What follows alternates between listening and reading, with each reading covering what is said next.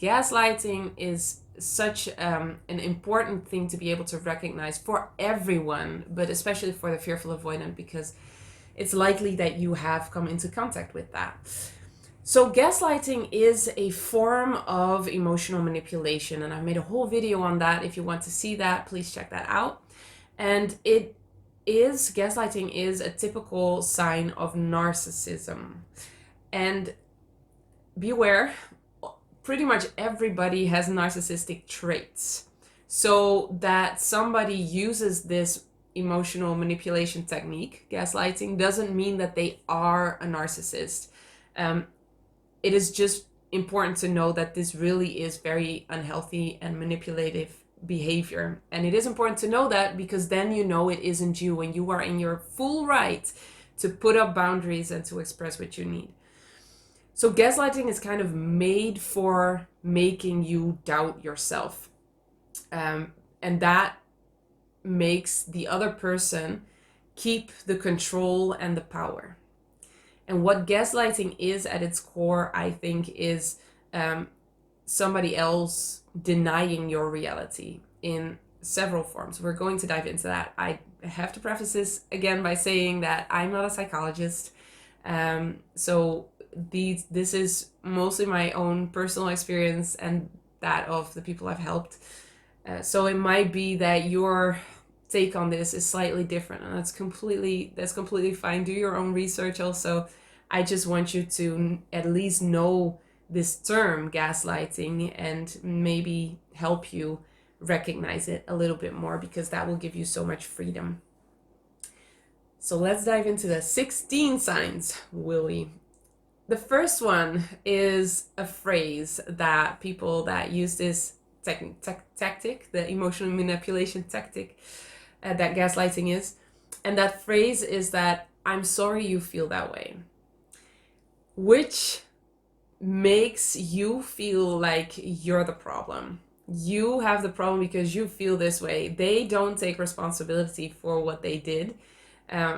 They are kind of like making a half-ass lame excuse by saying, I am sorry that you feel this way. Not I am sorry for something I did, but I am sorry for making you feel this way, which makes you doubt yourself. Am I overreacting? Is what I'm feeling not right? Whenever you start doubting yourself, be aware whether the other person is using gaslighting. The next one is just straight up denying that something happened. Them saying, no, that didn't happen, or that didn't happen in that way, and then they go and tell their version of the event, which is fine.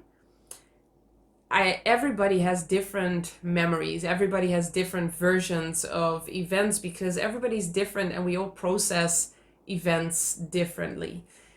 What isn't fine is that they say that didn't happen, or that didn't happen that way. In that moment, they make their reality more important than your reality, and they are denying your reality. So it's fine if somebody else has a different version of events. That's fine. But the healthy thing to do is to acknowledge that you see it this way, and that's totally okay. It doesn't mean that their version is better or their version is true and your version is not. The third one is the phrase, well, you're just seeing things, or you're just making up things. And this can really, if you hear this again and again, it can really make you start feeling almost crazy. Like, am I really imagining things? Am I really making up things? That happened, didn't it? Whenever you start questioning your reality that way, somebody is using gaslighting. For sure. For sure. Because again, your reality is legitimate. Whatever you remember is true. Nobody else gets to say that that isn't true, or that didn't happen, or that you are making up things because they don't remember it that way. They don't remember it at all. That doesn't matter. Your reality is absolutely legitimate. The fourth one is, don't make a big deal out of this. Don't make this bigger than it is. I'm not sure what the exact English expression is. but don't make this bigger than it is actually telling you that the way you are experiencing this, the way you are feeling about this is not right. The correct way to feel about this is to not feel these big things. And this is usually, as all of these are, a way to keep control for the one that says it. They are probably uncomfortable with big emotions, and so they make you feel overly exaggerating or dramatic, because they feel uncomfortable with the big emotions, and they think that they would behave in a different way, which is interesting because a lot of fearful avoidant parents actually have a really hard time regulating their own emotions and are very intensely emotional, in the sense that they get angry, for instance, and yet they can't really handle your big emotions. So it's just good and important to know this so that you recognize it. Because again, not only your version of events is always legitimate, whatever you feel about whatever happened is fully legitimate also. It doesn't matter how big your emotions are. They're all completely legitimate. The next one is another phrase: you're crazy, you're out of your mind. And this is just full on trying to put you in a corner of crazy. Where you start doubting yourself also. It can happen. It can be that you start doubting yourself. The next one is you're overly sensitive or you're being dramatic, which it completely takes away their responsibility in anything, because you're the one that has a problem, and the problem is that you're being oversensitive and dramatic. And if you would just be rational, we wouldn't have this whole problem, we wouldn't have this whole situation. So it's likely, chances are, that you've heard this when you were growing up, and you are definitely not overly dramatic. You are not overly sensitive. You had emotions, and your full range of emotions was allowed, should have been allowed to be there, and was legitimate. So this is just something somebody says that is afraid to lose control, that can't handle big emotions, that doesn't know how to handle sadness. Just know that it wasn't you. It really wasn't you. The next one is giving you nicknames, and not the nice ones, but things like drama queen or wussy, or I don't really know the English ones. And what this does is that it completely invalidates the person that has the emotion. So, for instance, if your parents told you that you were a drama queen again and again, they invalidated you. And anything you said after they said that, it didn't matter. It didn't matter. And that made you probably feel so powerless and so frustrated, and rightly so. Rightly so. Because they invalidated you by telling you that you were a wussy, telling you that you were a drama queen. Whatever you said or did afterwards, it didn't matter, because you already got that label, and now anything you say or do afterwards will only add to that label, if you understand what I mean. The next one is getting angry for an honest question or remark. So you just ask a question, or you just say something out of just purity, a pure question, and they get angry, and they might even call you names and say, how can you say that? How can you ask me that? Whenever that happens, know that you are always allowed to ask any question and to make any honest remark. And if they can't handle that, if they get angry, that has nothing to do with you. This is emotional manipulation, because they are using an emotion, anger, to try to make you feel bad about what you did, even though what you did was just ask a question or make a remark. So that is their problem, because emotions are always your own responsibility. They're always the responsibility of the one that has the emotions. When you've had this as a child, when you've experienced this as a child, it can be really hard, and it can be really hard for you to speak up and to ask things and to say things if you've experienced that other people just, or your parents just get angry, um, and make you feel like there was something wrong with you for asking that question. There is never anything wrong with asking a question or making an honest remark. The next one is, and this is where people that use gaslighting a lot are really good at, they are turning the conversation around to what you did wrong. So whenever you express something that is bothering you in the relationship, they are completely turning the conversation around, and in the end, you are talking about what you did wrong. And that could be in the way you brought it up, but it could also be something else that you did that they say have led to them doing this thing that bothers you. And in the end, you are finding yourself apologizing and saying that you will do better, and you walk away from the conversation, and you're like, what? Wait, we were talking about something that bothered me in what they did, and I'm the one apologizing? What happened? That is gaslighting. When you walk away that confused from a conversation, it is very likely that the other person used gaslighting. Another one is blaming you for not doing something. So, and a lot of people do this. I mean, it's not just, the people that use gaslighting a lot, but people that gaslight do use this also. So blaming you for not doing something, and you should be doing that, and you should be just thinking to do that out of your own assertiveness. That can be gaslighting, because it makes you feel bad about who you are and makes you feel wrong for you just being you.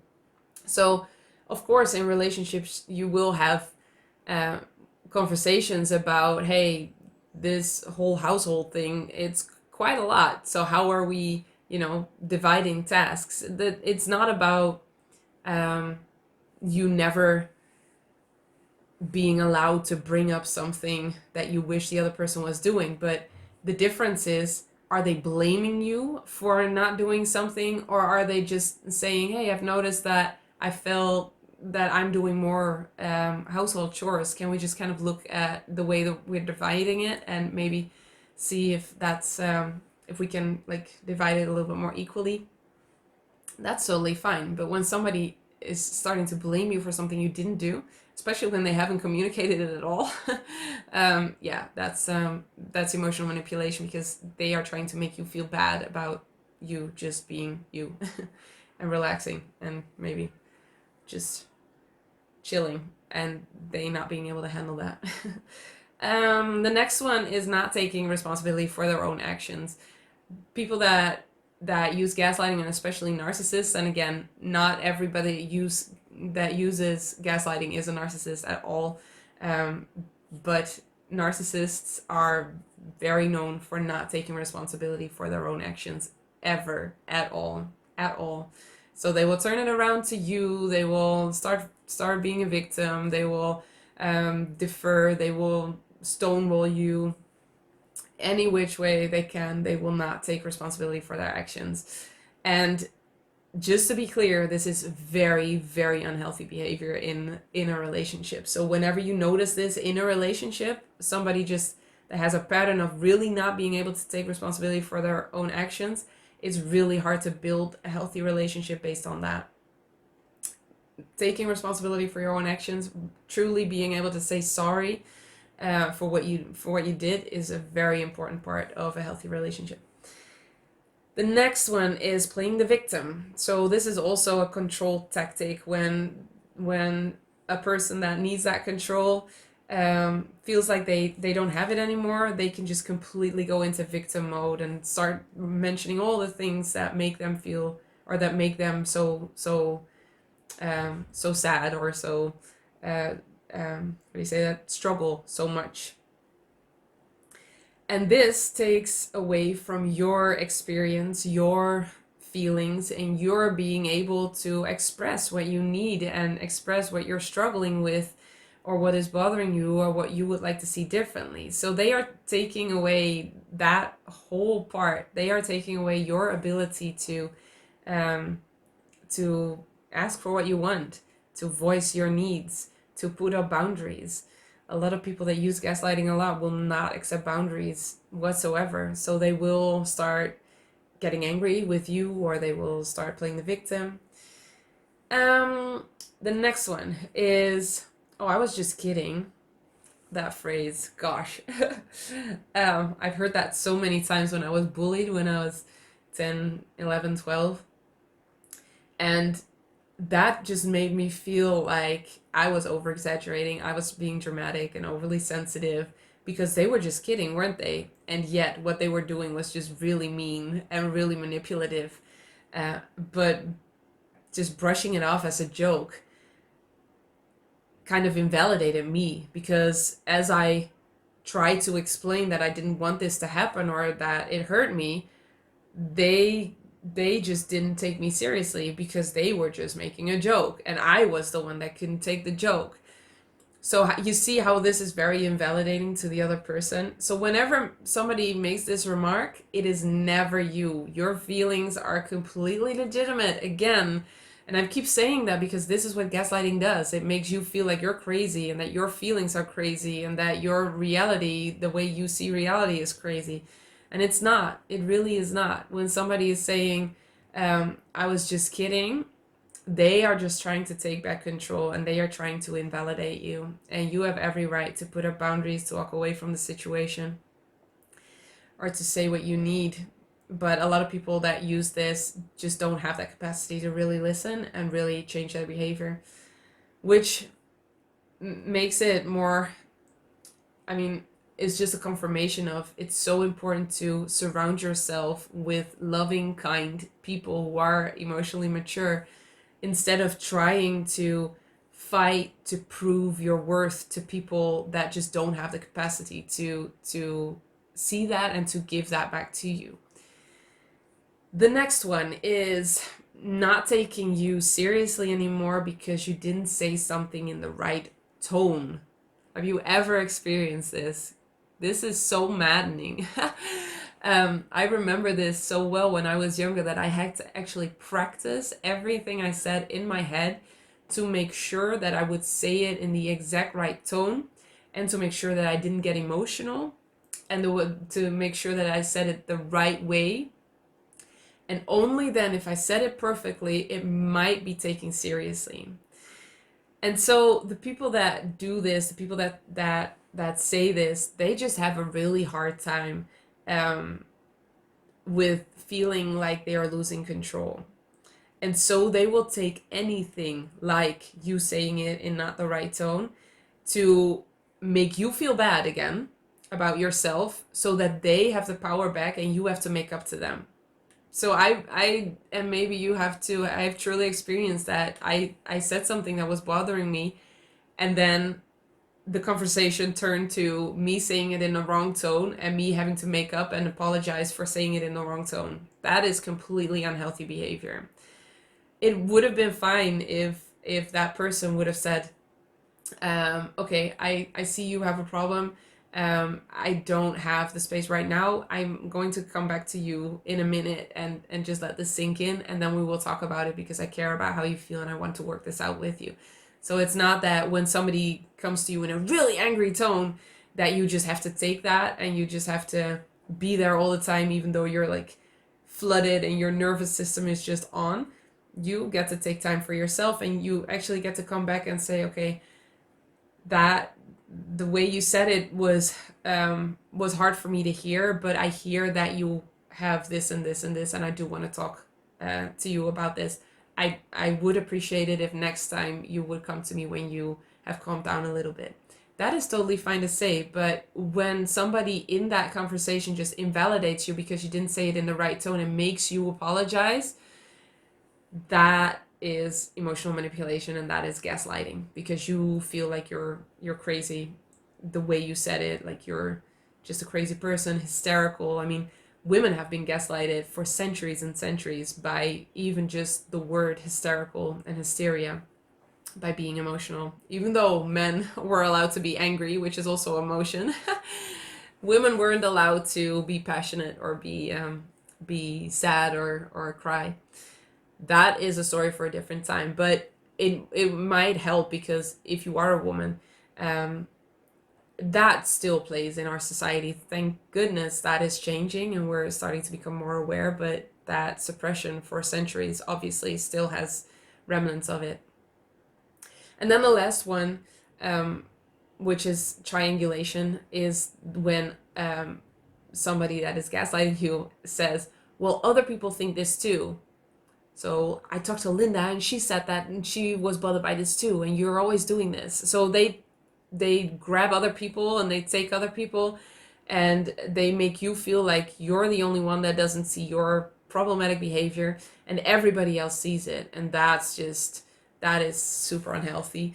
And that can really make you question yourself. So whenever you start questioning yourself, whenever you start doubting yourself, really be aware of whether somebody is using gaslighting. So it leads to you feeling not heard, not believed, the fear that you are going to go crazy. I mean, this is gaslighting in, like, when you've experienced it again and again and again.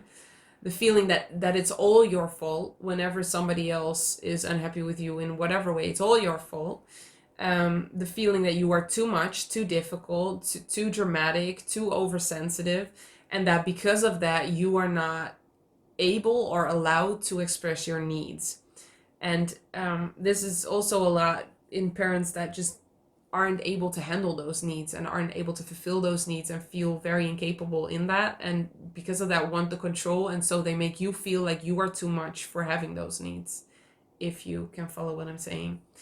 And then the last one is where it leads to is doubting yourself and not trusting yourself, always feeling that other people know better. If somebody keeps denying your version of reality, so keep saying, no, that didn't happen that way, what happened was da da da da, you just start believing that other people always know better, always know best, and so you always defer your power to other people, which can lead to doubt and can lead to you not being able to just trust your own feeling and your own guidance. All right, so that was gaslighting. It's such an interesting topic, and it's so important to really be able to recognize this. And being able to recognize this will help you a lot. Releasing the trauma that is surrounding this will help even more, because you will feel way more powerful in putting up boundaries and not being swayed into feeling guilty or feeling shame, because that is what they're trying to do. And that is what we will go into in the online program, where you will be able to release this and therefore feel safe. Because when you've experienced gaslighting a lot, which leads to you doubting yourself and not trusting yourself, it also leads to you feeling unsafe. So that's what we're going to go into in the online program, which will help you feel so much more safe, so much more powerful, so much more able to create the life that you want, to express the needs that you need fulfilled, and to put up boundaries, which is just such a normal and healthy thing to do. Let me know in the comments whether you actually knew about gaslighting and whether this was valuable to you. I am so happy you are here, and I will see you in the next one.